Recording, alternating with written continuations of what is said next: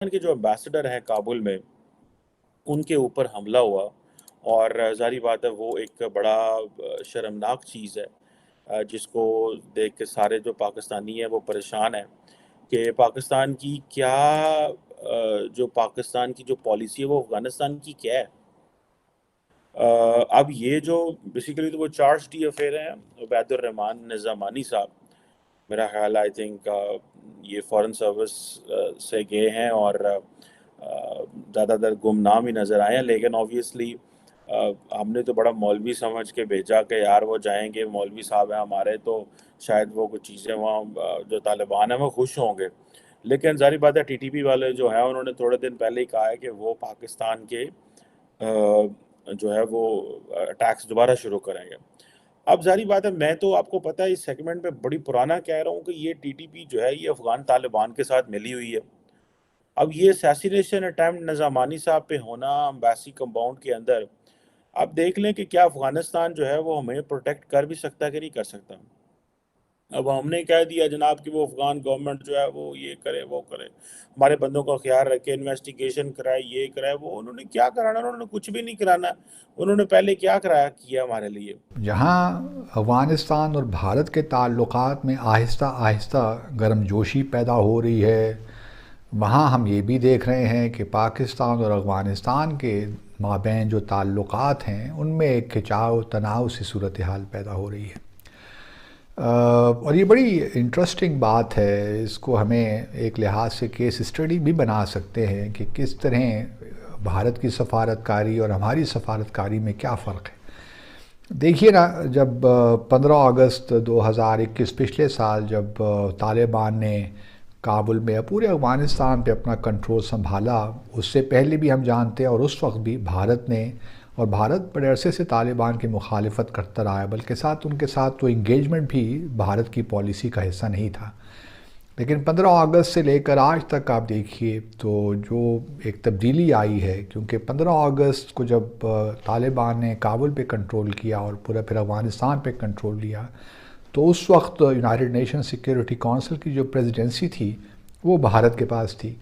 और भारत ने बड़ी स्किलफुली एक करारदाद भी पास करवा दी 30 अगस्त को। और उसमें बड़ा कहा गया कि जी, जब तक तालिबान हुकूमत एक ब्रॉड बेस्ड गवर्नमेंट, एक रिप्रेजेंटेटिव गवर्नमेंट नहीं लाते, उस वक्त तक हम तालिबान की हुकूमत को तस्लीम नहीं कर सकते। और फिर जो ख़वातीन के हकूक़ के बारे में भी है कि उनको काम करने का हक़ होना चाहिए, उनको तालीम का, पढ़ने लिखने का हक़ होना चाहिए। तो ये तमाम वो बातें हैं जो उस रेजोल्यूशन 2593 में हैं। फिर उसके बाद एक और जनवरी में भी एक और रेजोल्यूशन पास हुई 2615। तो भारत ने तो तालिबान के ख़िलाफ़ पोजीशन ली जब तालिबान हुकूमत में आए, और उसके बाद हम देख रहे हैं कि एक प्रोसेस शुरू हुआ। भारत ने पहले अपना सफारत खाना बंद किया, उसके बाद फिर खोल दिया, और अब 2 दिन पहले ये ख़बर आई है कि कुछ जो 20 प्रोजेक्ट्स भारत ने बंद कर दिए थे तालिबान के आने के बाद, अब वो दोबारा शुरू हो रहे हैं डेवलपमेंट प्रोजेक्ट्स। तो इससे आप अंदाज़ा लगा सकते हैं कि भारत ने इसके बावजूद कि हमेशा से ही बड़ी सख्त पोजीशन ली है तालिबान जो हैं अफ़गानिस्तान के ख़िलाफ़, लेकिन अब उनको, भारत को इस बात का इदराक है कि वो, या उनकी पोजीशन ऐसी हो गई है कि उन्होंने अपनी सफारतकारी को बड़े अच्छे तरीके से पोजीशन किया है, जहाँ वो अपने ऑप्शंस नदरन अलायंस जो है या नेशनल रेजिस्टेंस फ्रंट जो है उनके साथ भी उन्होंने अपना रखा हुआ है। और अभी हिरात सिक्योरिटी डायलॉग भी ताजिकिस्तान में हुआ है जिसमें भारत ने भी शिरकत की है। तो इस लिहाज से वो अपने तमाम ऑप्शंस खुले रखते हुए उन्होंने तालिबान के साथ भी इंगेजमेंट की।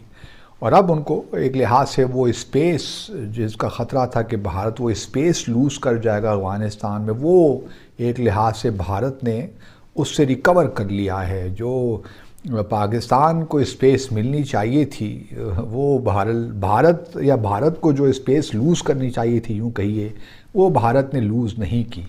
अच्छा, बात हो रही जी पाकिस्तान की एम्बेसी की, और पाकिस्तान की एम्बेसी इन अफगानिस्तान काबुल में, और उस वक्त भी एम्बेसी बंद नहीं हुई थी जब तालिबान ने टेक ओवर किया था पाकिस्तान, चाइना और गालिबन कतर की एम्बेसी ऐसी थी जो खुली रही। لیکن اس وقت ایسا لگ رہا ہے کہ سچویشن بہت تیزی کے ساتھ تبدیل ہو رہی ہے، اور اس کے پیچھے کیا مقاصد ہیں